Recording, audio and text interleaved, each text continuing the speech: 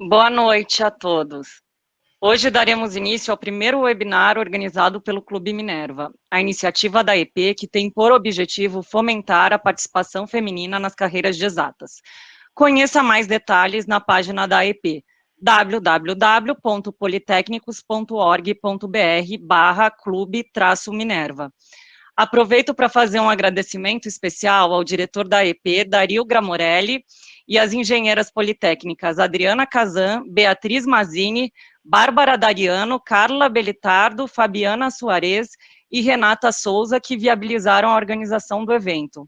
Eu sou Heloísa Carvalho e tenho a honra de conversar junto com vocês com a primeira mulher a assumir a diretoria da Escola Politécnica da USP, a professora doutora Liede Bernucci. Muito obrigada, professora, por estar aqui com a gente hoje. Para começar... Tudo bem, professora? Tudo bem, muito obrigada pelo convite. Eu vou começar com a primeira pergunta que surgiu aqui na nossa lista. O pessoal quer saber um pouco da sua trajetória, o porquê da escolha do curso de engenharia, contar sobre os seus primeiros passos profissionais e até agora chegando, né, na direção da escola. Quais foram as escolhas mais importantes e quais os principais desafios até hoje? Bom, eu queria agradecer esse convite honroso que vocês me fizeram, agradecer o Dario, em nome dele, agradecer toda a EP, agradecer você, Heloísa Carvalho, que fez os contatos comigo de uma forma tão delicada, carinhosa, muito obrigada. A Adriana Kazan, a Beatriz Mazzini, a Bárbara Doriano, a Carla Belitardo, a Fabiana Soares e a Renata Souza. Então, muito obrigada por vocês terem organizado esse web seminar.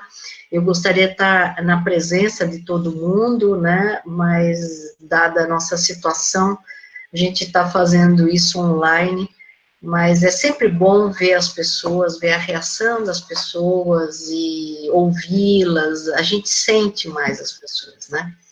Então, mas muito obrigada pela oportunidade. Bom, falar um pouco da trajetória, a gente falar de si próprio não é a coisa mais, às vezes, agradável, né? Mas, assim, o que me levou até chegar na engenharia, né? Todo mundo tem sua história, como chegou na engenharia, né? Eu me considero uma mulher de sorte, né? Começa por causa da minha família, né? Minha mãe, meu pai, eu nascendo numa cidade muito pequena, que é pequena até hoje, Jarinu, que é perto de Atibaia, poucas pessoas conhecem, né? Mas, enfim, nascida numa cidade pequena, e eu sempre gostava de brincar de carrinho, e minha mãe sempre me deu carrinho, nunca achou aquilo estranho, né? Eu tinha um Jeep, né, para brincar, para dirigir, eu dirigia um Jeep, então eu tinha uns brinquedos que hoje, né, quer dizer, quando eu estava na vida adulta, que eu entendi que aquilo eram brinquedos masculinos, né, não eram brinquedos femininos. Então, e eles me davam, né, minha avó me presenteava com carrinho, então veja que família de sorte que eu tive, né, e eram pessoas, vamos dizer, de classe média, pessoas que tiveram dificuldades para poder estudar, não tinha nenhum engenheiro na minha família, então, mas eram pessoas iluminadas de entender, tinha uma compreensão do mundo sem preconceitos, que eu acho que isso daí me deu muita sorte na vida, e eu fui fazendo escolhas na minha infância toda, sem perceber que existia um preconceito social em cima das meninas que brincavam com coisas masculinas, né? Eu me lembro de gostar tanto de carro que eu, enfim, tive um brinquedo muito legal, que foi um autorama, que, nossa, levou muito tempo para poder conseguir o autorama, e quando eu consegui ganhar esse autorama, eu ia competir, né, num lugar que ia lá todos os meninos, eu era a única menina que levava meu carrinho, eu tinha trocado as rodas por tala larga atrás, por causa das curvas, eu nunca ganhei, de fato, a corrida, mas era assim, eu adorava fazer isso. E a minha família sempre me incentivou. Então, isso é uma coisa que eu acho que é importante as mulheres pensarem. O que a gente diz para os filhos? O que a gente diz para as meninas pequenininhas? O que a gente acha que elas precisam fazer? O que a gente acha que é feminino, que é masculino? Então, a gente é coberto por preconceitos a vida das pessoas, né? Então, eu acho que a trajetória das pessoas, todo mundo aqui que está presente, as mulheres, elas tiveram alguma coisa que levou ela a fazer engenharia, mas elas devem ter enfrentado um mundo que às vezes mostrava que aquilo não era feminino, etc. Então, nesse sentido, até eu entender que isso não era um mundo também das mulheres, levou bastante tempo, que foi uma sorte, né? O que me trouxe para fazer engenharia, na verdade, quando comecei a fazer o colégio, tinha uma professora de física que ela explicava mal, de fato, né? E a gente foi muito mal na prova, todo mundo, né? Na época, a gente tinha uma escola experimental, eu sempre estudei em colégio público, e só tinha nota assim, deficiente, fraco, regular ou bom. E ninguém tirou regular nem bom, só deficiente ou fraco. Então, e a melhor aluna da classe, que não era eu, tinha tirado fraco. Eu falei, mas tem alguma coisa estranha nisso, né? Não é possível que física seja alguma coisa tão difícil assim. E a gente arrumou um professor particular para ensinar para a gente, era mecânica, né? Pô, mecânica é fácil, né? Eu falei, pô, não é possível. E a gente foi ter aula, era um aluno da Poli. Ele fazia Politécnica, ele era da engenharia mecânica, lá em Jundiaí, isso. E eu fiquei encantada com aquela facilidade que ele tinha de explicar. Eu falei, meu Deus, a melhor coisa deve ser engenheiro, porque olha como para ele é fácil, né? Eu quero ser engenheiro, né? Então, eu vou fazer engenharia.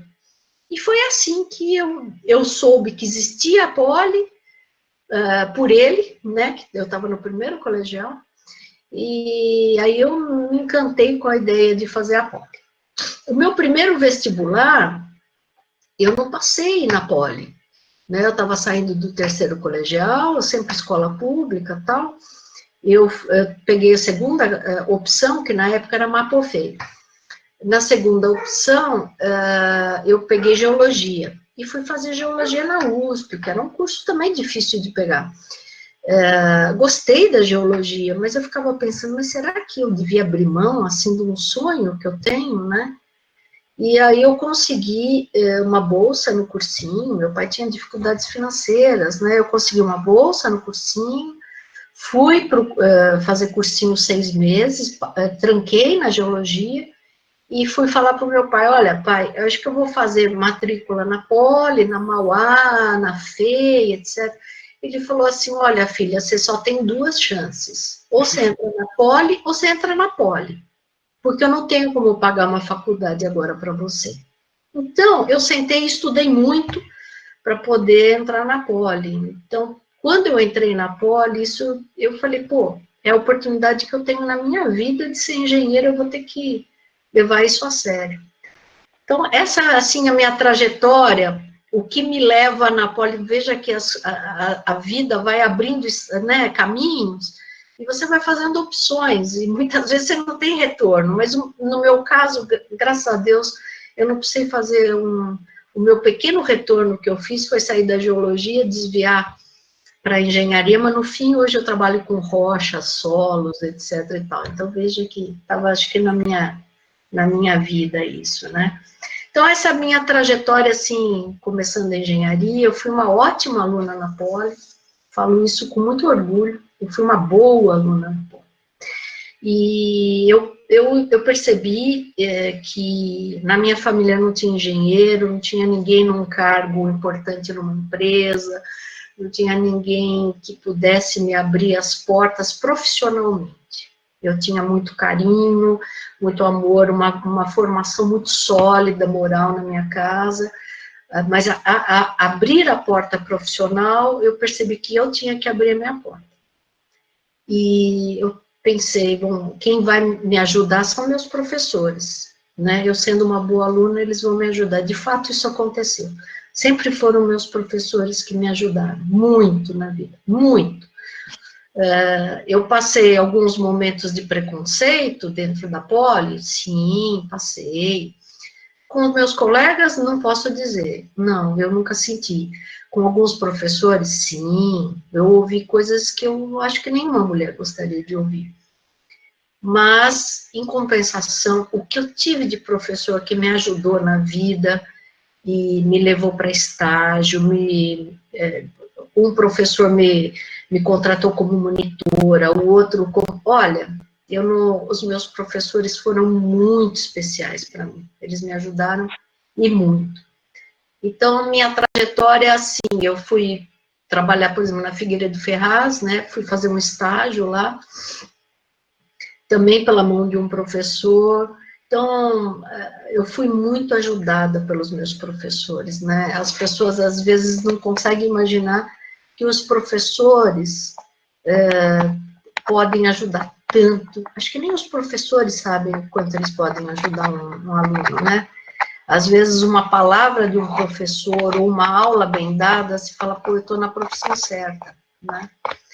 Então, eu lembro desses professores com muito carinho, e daqueles dos poucos que falaram alguma coisa mais preconceituosa, isso daí, na verdade, não me afetou no ponto de me tirar do caminho da engenharia. Pelo contrário, eu falava, você vai ver que eu vou chegar lá e você não vai poder falar mais esse tipo de coisa, né? A gente tinha um professor, para vocês imaginarem, ele falava assim, não sei por que mulher vem fazer engenharia. Roubou a vaga de um homem, ele falava, na sala de aula. Então, era de uma grosseria, né, sem tamanho. E ele falou assim, depois dá o seu diploma para o seu filhinho, que faz um aviãozinho e joga fora. Então, eram coisas muito sérias, né? Mas, em compensação, os professores que eram legais e que me ajudaram, nossa, esses eu guardo realmente com muito carinho na minha memória, né? Então, assim, a minha trajetória até eu me formar na Poli foi essa, a engenharia. A minha profissão em si, como eu sempre gostei muito dessa engenharia hard, assim, né? Eu fui para uma área, primeiro, de estruturas, depois eu fui para uma área de transportes, voltada à infraestrutura de transportes, obra mesmo, projeto, etc. E isso eu fui na área de transportes, na verdade, porque eu ganhei uma bolsa para ir para a Suíça, e na Suíça meu professor falou assim, mas o Brasil precisa de tanta estrada, puxa, por que você não faz isso? Eu falei, professor, eu estou estudando para fazer fundações, né? Ele falou assim, não, mas precisa fazer muita rodovia, né, muita ferrovia, e eu fui eu segui o conselho dele, e fui para essa área rodoviária. Quando eu voltei da Suíça, eu fui contratada na Poli, era muito jovem ainda, né, e comecei a minha carreira, então, já de docência, muito jovem, de pesquisa, mas eu tive a oportunidade de fazer várias coisas, participar em obras, participar em projetos, participar em várias coisas. Então, a minha vida sempre foi bastante entre a engenharia, a pesquisa e a docência em sala de aula, né? Eu sou professora desde 1986, quer dizer, eu tenho aí 34 anos de docência, Eu, é uma das coisas que eu mais gosto de fazer da aula, mesmo na diretoria eu dou aula, né?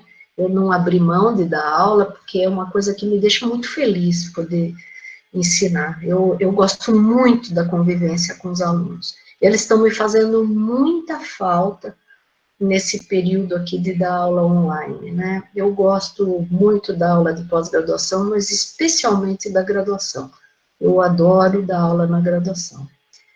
E a minha carreira administrativa, ela foi ocorrendo paralelamente, né? A minha carreira como professora e como pesquisadora, né? E como engenheira. A carreira administrativa surgiu como chefe de departamento, fui eleita como chefe de departamento, eu era a única mulher do departamento, mas os meus colegas de departamento são muito legais também, e também eu nunca senti preconceito da parte deles, e eu fui chefe de departamento, fui eleita por 4 vezes como chefe de departamento. Na quarta vez eu era chefe, mas eu me candidatei a ser vice-diretora. Quando eu me candidatei a ser vice-diretora e ganhei essa eleição, eram 3 concorrentes, aí eu tive que abrir mão da chefia, né? Você não pode acumular cargos, e fui para a vice-diretoria. Fiquei 4 anos na vice-diretoria e me candidatei como diretora, né? O Reinaldo Júdice como vice e eu como diretora. Foi muito legal, foi uma experiência maravilhosa, e está sendo uma experiência maravilhosa, é um aprendizado a cada dia, né? E eu, como diretora, eu gosto, né? Gosto da minha função, não acho que ela é fácil, mas ninguém tem uma vida muito fácil, né? E, assim, continuo orientando, continuo coordenando o projeto, então eu tento fazer um pouco, não sei se faço bem, porque às vezes a gente querer fazer muita coisa não faz muito bem, né? Mas, enfim, eu gosto do que eu faço, e para mim foi uma descoberta, a carreira administrativa, para mim foi uma grata descoberta, né? Até pensei, puxa vida, por que eu sempre fui para a área mais hard da engenharia? Podia ter feito como meus colegas que iam para a GV, né? Os colegas que e podia ter feito essa carreira que eu também gosto muito, né, do contato com as pessoas, eu gosto muito dessa área também, poderia ter feito, hoje é um pouco tarde, eu leio sobre os assuntos, mas eu noto que às vezes me faltam as ferramentas de conhecer administrativamente alguma coisa, né, e talvez a minha paixão administrativa tenha ido um pouco para os meus filhos. Os 2 fizeram administração, né? Então, mais ou menos isso, assim, o que me levou para a engenharia e os enfrentamentos, vamos dizer, das questões de gênero, né? Elas aconteceram, mas elas não me desmotivaram. Até vou pegar esse gancho, né? Antes do evento, a gente conversou sobre alguns benchmarks, até com outras universidades. Você tinha me contado do benchmark do MIT, que tem um equilíbrio maior, né, de participação feminina em seus cursos de engenharia. Que tipo de insight a gente pode tirar dessa troca de experiência, e o que você acha que dá para aplicar na Poli para desenvolver e atrair mais talentos femininos? Pois é, sabe que isso é uma das coisas que mais eu preciso de vocês. A gente sempre precisa de apoio, né? Mas isso foi algo que eu vi que o que eu achava no começo não é verdade, né? Eu achava, eu não quero desmotivar nenhuma mulher, pelo amor de Deus, mas eu achava que exemplo é algo muito forte, sabe? Porque eu fui sempre muito inspirada em exemplos, né? Na Figueiredo Ferraz eu tinha uma chefe que eu achava o máximo. Eu achava ela tão inteligente, ela era tão bonita, inteligente, ela tinha vários filhos, sempre muito elegante. Eu falava, nossa, eu quero ser que nem ela. E assim, que muitas mulheres me inspiraram, né, na vida. E eu achei que inspiração e exemplo fossem algo muito forte. Mas assim, eu estar numa carreira administrativa, ser a primeira mulher, pode ser forte. Talvez até seja mesmo. Mas não é isso que traz mulher para fazer engenharia. Então, para mim, eu tenho um certo desgosto nisso, de falar isso, né? Falei, puxa, o que é que eu não fiz, né, para motivar as mulheres a virem, né, para a engenharia? A gente precisa fazer alguma coisa. Eu conversei com uma senhora do MIT, que eles fazem um trabalho para atrair mulheres. E eu comecei a conversar com ela o que eu achava que dava para fazer, e ela falou assim para mim, mas isso é só uma pequena parte. Ela falou, trazer mulheres para matemática, física, engenharia, tem que ser desde pequena, tem que ser na escola. Por isso que eu falei a questão da escola e da família, né? Trazer numa escola de engenharia, mostrar a engenharia sem preconceito, que é uma coisa muito legal, você tem que mostrar desde pequena. Traga as meninas do colégio mais para a Poli, para elas verem a engenharia, se sentirem atraídas pela engenharia. E ela falou assim para mim, essa preocupação tem que estar em você diariamente. Quando você for montar uma comissão, veja se você está montando uma comissão que tem uma mulher. Veja se você não pode pôr uma mulher presidindo a comissão. Veja que uma comissão totalmente masculina, para fazer uma seleção, por exemplo, de alunos, é natural, muito natural, que talvez eles escolham pessoas iguais a eles, porque é do ser humano, ela falou, isso está estudado. Então, se você não colocar alguém que quebra esse tipo a sempre procurar o espelho, você não vai selecionar mulheres, né? Ou pelo menos não vai ter alguém falando, você percebeu que aquela menina é tão inteligente também? Você percebe, entende? Para trazer isso. Ele falou, precisa ser lembrado, ela falou para mim, precisa ser lembrado que tem mulheres, né? Porque ela falou, isso daí é subliminar, não significa que o cara fala, eu não vou selecionar uma mulher. Mas aquilo não, como a mulher não é o espelho dele, é muito natural que ele vá selecionar um homem, né? Isso, para mim, eu conversei com ela no final do ano passado, e ela me falou que hoje no MIT 40% são mulheres, Cornell, também, que é uma das melhores universidades do mundo, na engenharia 50% são mulheres, hoje 51% são mulheres. Então, veja que o trabalho que foi feito funcionou. Então, só você está pautado em exemplo de uma mulher ou de várias professoras ali, pode ser algo forte, mas não só forte o suficiente. E eu digo isso com uma certa dor no coração, porque eu falo, por que eu não fiz antes alguma coisa?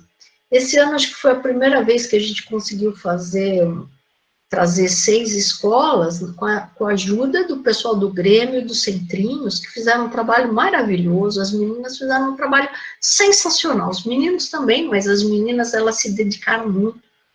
Trouxemos jovens de 6 escolas diferentes, 3 privadas, 3 públicas, para conhecer a Poli, né? Esse movimento precisava ser repetido, né? A gente trouxe perto do Dia Internacional das Mulheres, e era algo que a gente queria fazer bastante, mas com essa pandemia não deu para fazer mais, né? Mas foi uma experiência muito legal, você viu o brilho nos olhos das meninas, vendo aqueles laboratórios cheios de coisa. Então, você precisa mostrar a engenharia para as mulheres, né? Se elas não viram por algum outro meio, precisa mostrar para elas. Então, eu acho que essa questão que a gente conversou do MIT é importante ver que é possível. Na Poli, hoje, a gente tem 20% de mulheres na graduação. E esse dado a gente já tem uns 4 anos. Nós estamos escorregando nesse patamar e não sai desse patamar. Esse veio subindo, tá? E nos últimos 4 anos, mais ou menos, a gente está nos 20%. Isso eu estou falando de forma geral, né? Tem cursos que tem mais mulheres, como engenharia ambiental, por exemplo, tem mais mulheres, a própria civil, a química, produção tem, não tantas, mas é mais ou menos nessa média. Agora, onde não tem mulheres? Na naval, mecânica, mecatrônica, 9%, 8%, são números baixos, né? Poucas mulheres. E, professora, falando de iniciativas de inclusão em geral, não só da parte feminina, o que a Poli tem adotado no sentido de ser mais inclusiva e quais os principais desafios em termos um perfil mais diverso na Poli? Olha, existem vários movimentos dos alunos pela inclusão, que a gente apoia. Existe o Poly Pride, existem vários grupos organizados, né? Tem o Poligenda. Olha, tem vários grupos que se organizam em defesa, vamos dizer, das minorias, né? E a diretoria sempre deu uma força para isso. Não é de agora, o professor Piqueira sempre deu muita força para esses grupos, sempre apoiou muito, então eu dei continuidade a isso, né, de dar apoio para eles, viabilizar as coisas que eles pedem e tentar ajudar no que é possível, né. Então, essa parte de inclusão, nesse sentido, eu acho que é difícil a gente falar que tem sucesso, porque sucesso seria não ter preconceito, mas isso eu acho que não vai existir no mundo, né, a não ser num mundo muito ideal, mas eu acho que é importante a gente manifestar sempre que isso é importante, que a gente dá valor. Então, no primeiro dia de aula para a turma ingressante, a gente fala isso, né, que a gente respeita as pessoas, e a gente fala da importância de ser tolerante, né, no primeiro dia de aula. E na formatura, eu também sempre falo isso. Então, não custa falar e lembrar, sabe? Vai ter gente que não vai gostar? Vai. Mesmo jovem não vai gostar. Mas tudo bem. Não tem... Eu acho que é assim mesmo, né?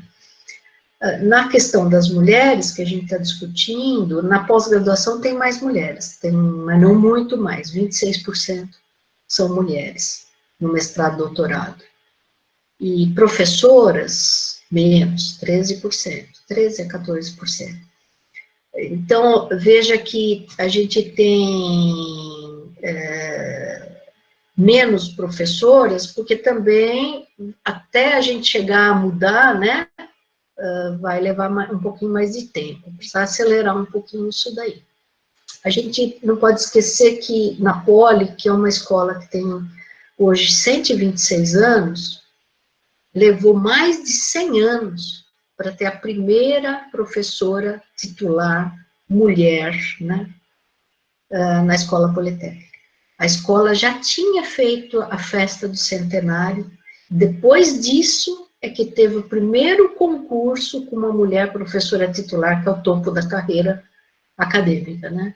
Então, veja que as coisas, né, vão, a gente, com o tempo mesmo. A mudança de perfil também, de toda a questão da inclusão, a gente precisa lembrar das cotas, né? As cotas, elas foram implementadas em 2018, né, o vestibular que eles fizeram para ingresso em 2018, com 35%, 37,5%, na verdade, de cota. Cota entendido como escolas públicas, e dentro delas também quem fez escola pública e PPI, né, preto, pardo e índio. Então, tem essa cota é crescente, né, esse ano aqui, 2021, vão ser 45%, né, então ela é uma cota crescente. Eu acho que isso mudou um pouco o perfil da Poli e eu vejo isso com bons olhos, é positivo, é muito positivo. Eu acho que a gente precisa mostrar que as pessoas precisam ser tolerantes numa sociedade tão diferente que a gente tem aqui no Brasil, de classes tão diferentes, são tão separadas, uma divisão de classes às vezes muito dura, né? Então, eu sempre defendi cota, na verdade, sempre defendi. O que eu acho que a gente não fez, e essa é minha crítica, a gente não preparou a universidade para isso, né?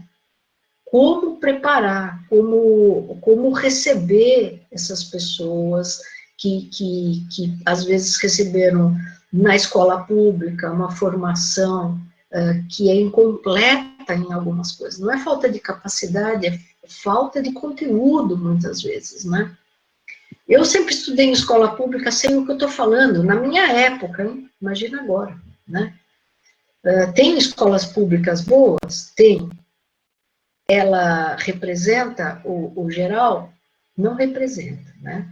Então, tem tem as ETECs, então tem escola boa? Tem escola boa, pública, mas não dá para dizer que é a maioria, né?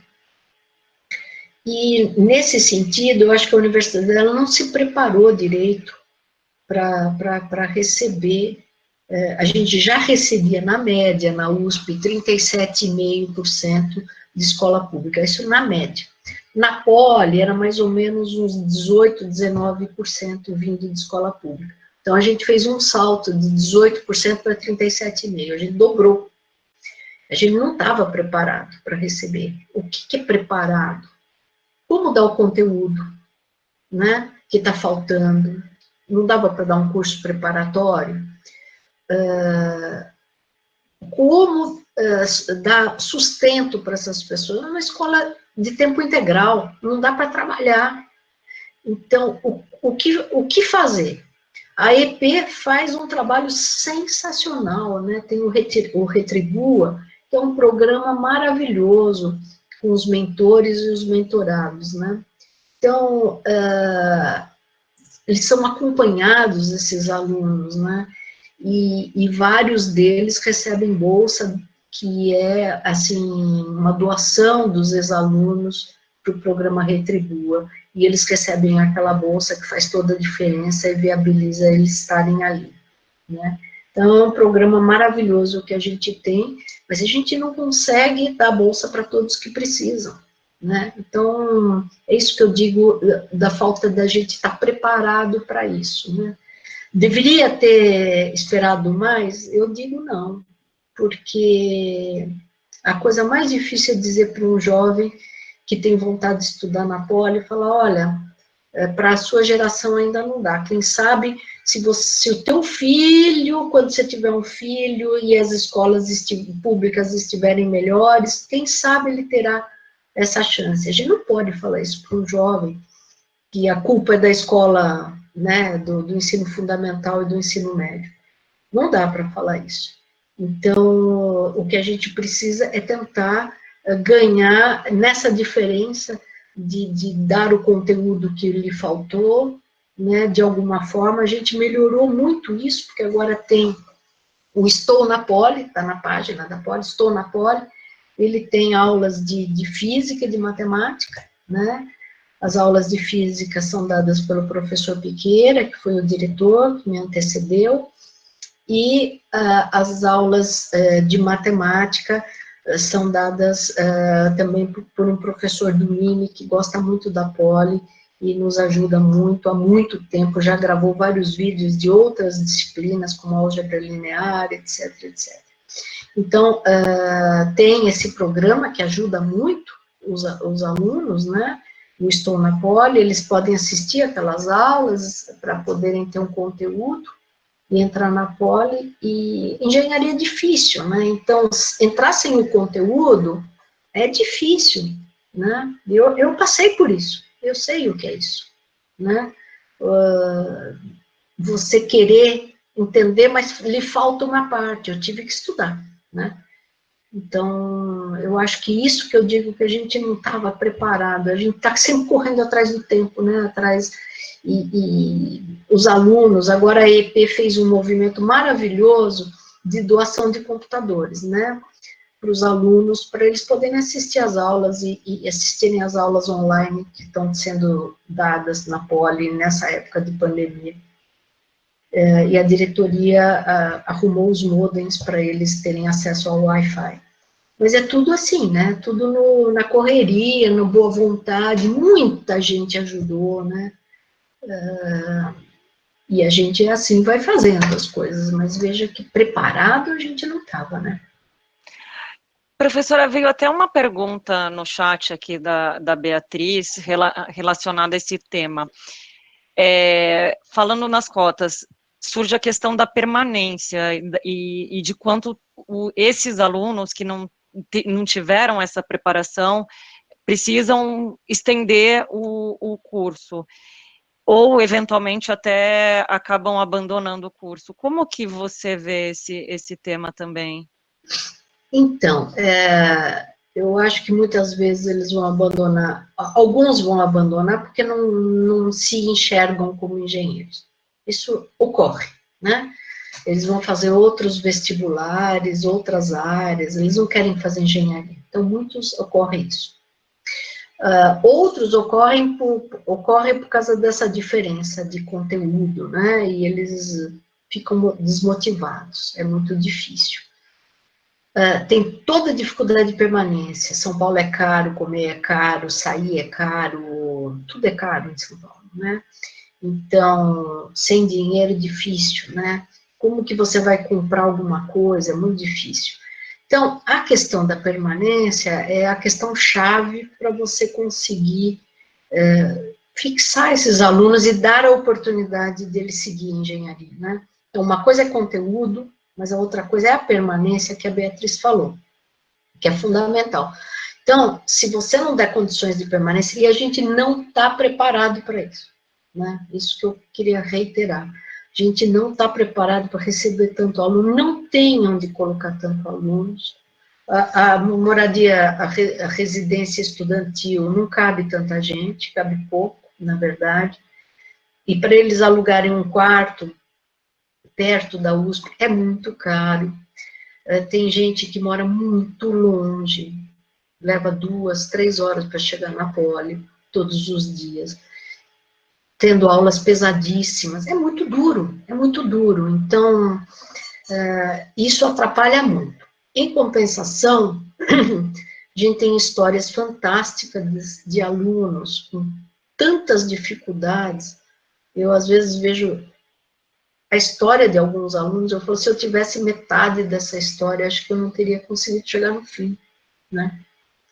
E tem histórias fantásticas que são emocionantes, as histórias assim, das pessoas conseguirem virar o seu mundo e conseguirem acabar a engenharia e irem sustentando depois a sua família.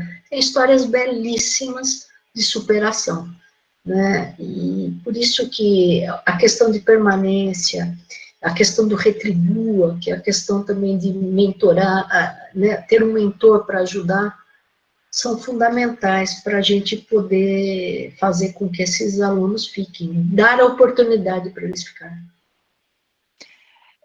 Professor, agora pegando o gancho desse tema que a gente falou da fase atual, né, da pandemia, isso pegou todo mundo na prática de surpresa, né, e inclusive não foi só as escolas, foram as empresas, as pessoas em geral. O que a Poli e a USP estão fazendo e quais são os principais aprendizados e quais são os aprendizados de agora que devem ficar para o novo normal, né, como muitas pessoas vêm dizendo? Então, olha, de novo, a gente não estava preparado, né? E a USP é muito grande, a Poli é muito grande. Então, não é uma escola pequena que você fala, olha, eu vou comprar a ferramenta Zoom para 30 professores e a gente vai resolver o problema. A Poli tem 428 professores, mais de 5.000 alunos, de graduação, quase 2.000 de pós-graduação. A Poli é enorme, é enorme. Então, qualquer coisa que a gente faça, vai ter algum problema. Imagina você atender 5.000 alunos, né? É dificílimo, né? E professores que não sabiam usar as ferramentas, nunca tinham usado o Google Meet, ou o Zoom, ou o Teams, não tinha usado. Então, a gente teve que fazer, em uma semana, a gente tentar fazer os tutoriais para as pessoas poderem, para os professores se prepararem, porque os alunos rapidamente se acostumam, né? Eles ferramenta para eles não é um problema, né? Não é. Problema para os mais velhos. Mas, enfim, a gente fez os tutoriais para os professores, colocamos lá dias esclarecendo dúvidas, né? Todo o pessoal de TI da Poli ficou esclarecendo dúvidas para os professores, como usar a ferramenta. Teve professor que já na primeira semana entrou dando aula, mesmo que era a semana de transição aí que a gente chamou, né? A gente refez o calendário, muitas dificuldades, sem dúvida, muitas dificuldades, mas a gente está dando aula, né? A gente dividiu em algumas fases, a primeira fase acaba agora no final de abril, que era a fase de, assim, você dar as aulas, gravar, e depois poder disponibilizar essas aulas para quem não tinha acesso, né? Com esses micros e esses modems que a gente está doando, para que eles façam offline isso, peguem as aulas depois. A gente está dando esse prazo até final de abril. Depois, em maio, já pode começar a fazer entregas de exercícios ou trabalhos, o que quiser, que já estejam valendo nota. E a gente não sabe quando é que a gente vai voltar, ninguém sabe, né? Por exemplo, as aulas laboratoriais, como que você vai dar? Tem professor que acessa computador com software com VPN, então as pessoas estão se virando, mas as duras penas, não é fácil. Então, o aprendizado é que algumas coisas são viáveis para a gente fazer online, mesmo que seja offline. Há aprendizados e conteúdos que dá para você fazer, mas tem uma coisa que é importante dizer. Muita gente achava que... qual é o problema do ensino à distância? É que as pessoas vão aprender com o ensino à distância e vão poder não precisar mais de aula presencial. Isso não é verdade, isso é uma mentira, né? As aulas presenciais são fundamentais. Alguns conteúdos podem ser com gravação, com offline, online, o que seja. Mas a presença física das pessoas faz toda a diferença, né? Faz toda a diferença um professor entrar numa sala de aula que tem gente lá dentro te perguntando. Você sabe se sua aula é chata, porque os jovens não escondem o que eles pensam, né? Então, você pode mudar no meio da aula alguma coisa presencial, porque você vê que está começando a desmotivar. O jovem precisa estar motivado o tempo todo. É diferente da minha época. Eu não posso reproduzir o que eu aprendi, como eu aprendi, né? O jovem está em outras, né? Então, o jovem, ele é muito rápido. Se ele se desmotivar, 10 minutos você perdeu o aluno. Então, você precisa estar motivando o tempo todo. Requer uma energia da gente enorme também, sabe? Parece criança pequena. Tem muita mulher com criança pequena em casa, eu não tenho mais criança pequena, apesar de eu ter uma neta, mas a minha neta não mora aqui, né? Então, requer muito. O jovem, hoje, 18, 19, 20 anos, 21, ele está o tempo todo conectado. Se você bobear, ele saiu da sua aula, na verdade, a cabeça dele está muito longe, né? Então, você tem que motivar, colocar em grupo, você tem outro tipo, tá requerendo uma outra energia da gente também, né? E tem que ser presencial, sabe? Faz falta o contato humano, faz muita falta o contato humano. Esse é um aprendizado daquele, assim, quebrando paradigmas, que todo mundo acha que a ED que maravilha, ensino à distância, vai resolver o problema do mundo. Não vai, não vai. O que mostrou para a gente é, assim, nada como tá com os alunos na sua frente, sabe? E da aula. Então, são aprendizados, né? Aprendizados, quebrando paradigmas. Professora, eu vou aproveitar esses 10 últimos minutos aqui para fazer algumas perguntas que vieram pelo chat. O Paulo Briese perguntou, ter um reitor politécnico ajuda a USP? Ajuda a Poli, na verdade, um reitor da USP ser um politécnico ajuda a Poli? Eu sou uma pessoa que não vou fazer uma resposta que vocês falam que, vamos dizer assim, é neutra, né? Eu acho que ajuda muito a Poli, ter um politécnico. Ele entende os nossos problemas, né? Então, você chega com problemas que eram dificílimos, às vezes, de explicar para alguns reitores, não por má vontade deles, mas porque os problemas são diferentes, muitas vezes, dependendo da área, né? Para ele, ele entende na hora, né? Então, eu gosto muito do professor Varran, ele é uma pessoa que compreende as pessoas, escuta as pessoas, né? Eu acho que ele ajuda muito a gente nesse sentido de ele entende as nossas demandas. Pode ser que ele não possa atender, né? E a gente não pode esperar que ele vá atender tendo a universidade inteira para atender, mas ele entende a demanda. Então, o diálogo fica tão mais fácil, tão mais fácil. E eu, particularmente, gosto muito do professor Varela, ele foi meu professor. Agora, outra pergunta da Marta Luz. Você, como mulher, que diferencial você destaca na sua gestão frente aos seus antecessores? É difícil, Marta, dizer, sabe? É mais fácil ouvir dos outros, né? É difícil a gente se julgar, né? Muitas vezes a gente acha que está fazendo um trabalho legal e pode vir uma crítica. A sabedoria está em ouvir a crítica, né? E entender sempre uma coisa que eu tento fazer, não é fácil. A crítica não é a minha pessoa em si, ali é de uma mulher. A crítica é a minha forma de administrar.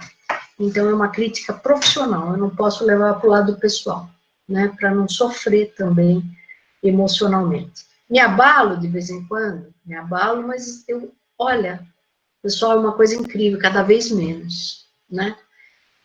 As críticas, às vezes, me doíam muito, quando eu era chefe de departamento, e com o tempo você vai aprendendo, e assim, aquela crítica é profissional. Então, o que aquilo eu tiro de proveito?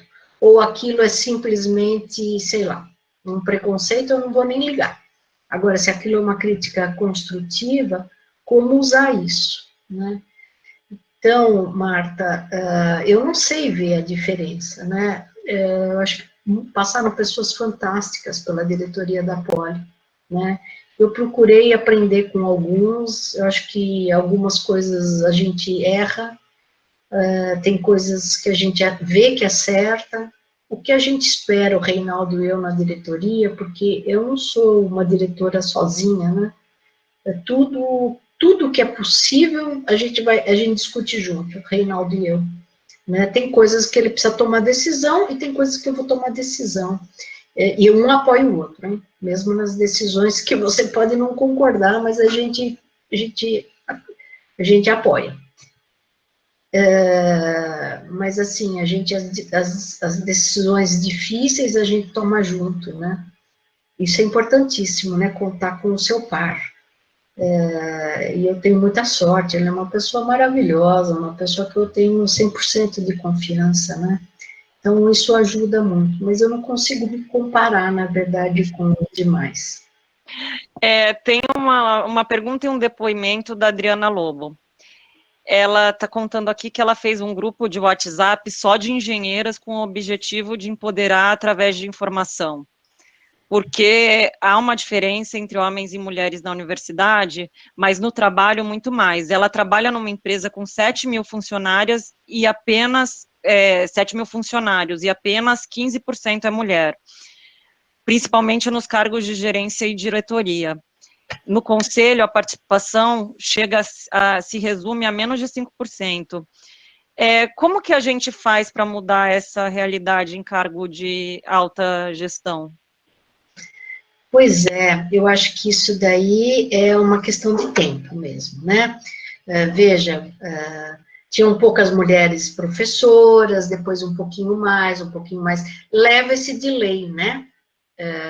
Mas a gente precisava acelerar um pouco o processo. É isso que eu acho que a gente precisa acelerar para ter mulheres também em cargos mais altos na administração, né? O que eu vou falar, talvez algumas mulheres fiquem chateadas, mas, às vezes, quem tem preconceito com mulher é mulher. Então, por quê? Por exemplo, as mulheres, às vezes, criam os filhos, os homens, com preconceito de mulheres, né? Ela cria a expectativa do filho ficar sentado e a mulher dele é que vai cozinhar, né?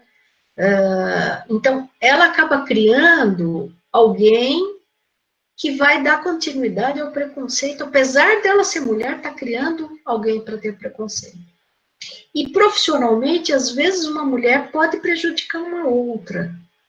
Não sei por que razão, eu não consigo detectar isso. Mas isso é chato de falar, mas eu acho que a gente precisa estar pensando nisso daí. Se as mulheres são justas com as mulheres também, né? Isso é algo que a gente precisa sempre refletir na criação dos filhos e como ela trata as outras profissionais, né? Às vezes, talvez ela tenha sofrido muito para subir na carreira e acha que todo mundo precisa sofrer a mesma coisa, o mesmo tantão, né? Então, eu acho que isso é algo para refletir. Mas eu acho que é uma questão de tempo, mas a gente deve acelerar. Quanto mais a gente conversar sobre esse assunto e trouxer essa reflexão, acho que mais a gente pode mudar essa situação das mulheres estarem em cargos mais elevados, digamos assim. Professora, eu vou aproveitar aqui para ler também um depoimento da Vitória Costa, para a gente encerrar aqui. Entrar na escola politécnica e ver que a diretora é uma mulher proporciona, além de orgulho, inspiração para as alunas. Se você puder terminar aí falando das suas principais inspirações também, quais foram essas inspirações, pessoas que te inspiraram durante essa caminhada, eu acho que a gente termina aqui com chave de ouro. Olha, muitas pessoas me inspiraram. Mulheres, a minha mãe, a minha irmã, que foi uma pessoa que sempre me ajudou muito, ela é matemática, né? Muito, minha irmã me ajudou muito. Mulheres me inspiraram. Quando eu leio histórias, eu adoro ler biografias, adoro ler biografias. E há mulheres fantásticas no mundo que tinham tudo contra elas e fizeram, né? Acontecer tantas coisas boas. Então, assim, tem mulheres que inspiram. E eu me inspiro nos homens também, nos homens que tenham... Eu me inspiro pelas pessoas, não se elas são mulheres ou homens, mas o que elas fizeram frente a todas as dificuldades que tinham, né? Então, tem pessoas que me inspiram pela forma da inteligência, pela forma que pensavam. O meu orientador de doutorado foi um suíço, né? Foi uma das pessoas que mais me inspiraram profissionalmente, era uma pessoa genial, ele era físico, não era engenheiro, uma pessoa genial, Ele era uma inspiração de eu ver como ele tinha facilidade de montar um projeto tão interessante, a forma dele pensar, né, e eu me casei com um suíço, né, que eu conheci também na Escola Politécnica de Zurique, que eu fui passar alguns anos lá. Eu me casei com esse suíço e eu me lembro do meu orientador suíço falando para o meu marido: olha, se eu fosse jovem, ele já era bem mais velho, né? Ele falou: se eu fosse jovem, não teria dúvida de ir para o Brasil, mesmo sendo um suíço, que você está num país que tudo funciona. Eu não teria dúvida, porque lá você pode ser mais útil do que aqui. Porque lá você pode ajudar muita gente. Lá você tem muito para ensinar, muito para fazer, muito para colaborar com a sociedade. Isso para mim é uma inspiração de vida. O que eu posso dar para as pessoas, para os alunos, para as meninas que chegam, para as alunas, para as professoras. Então, essa inspiração que ele me deu é uma inspiração que me leva a vida inteira. Professora, quero te agradecer aqui por ter aceitado o nosso convite. Realmente estão aparecendo aqui no chat, resumindo, elogios, né, e o orgulho, acho que é o aumento aqui do orgulho de ser politécnico, e figuras como você realmente nos fazem sentir esse orgulho de ser politécnico. Queria agradecer também a todos os participantes. Estou vendo aqui que a gente tem mais de 100 pessoas conectadas, então a ideia aqui é o primeiro trabalho do Clube Minerva, a gente continuar com essa iniciativa e com certeza que cada vez mais mulheres se engajem e que os homens ajudem as mulheres também, mulheres se ajudando, e né, um He for She, aqui, que é um movimento até mundial, acho que isso vai nos ajudar bastante. Parabéns e obrigada. Muito, muito obrigada a vocês. Vocês fazem um trabalho fantástico, vocês são ótimas. Eu queria agradecer a todas essas pessoas que estão conectadas e agradecer a presença delas. Eu gostaria de vê-las. Quem sabe na próxima a gente possa estar presencialmente lá na Poli, e eu posso ver pessoas estarem lá, e as que estão distantes, aí sim, também vê-las na Câmara. Então, muito obrigada pelo convite, é uma honra enorme poder falar para vocês, e eu espero que isso motive vocês a continuarem, não se desmotivem. Qualquer palavra de desconforto que alguém dê para vocês é bala perdida, entra aqui, sai aqui e tchau. Muito obrigada a EP, obrigada a vocês do Clube Minerva, vocês fazem um trabalho fantástico. Boa sorte para todo mundo. Obrigada. E tchau. Boa noite. Tchau, pessoal. Tchau. Tchau.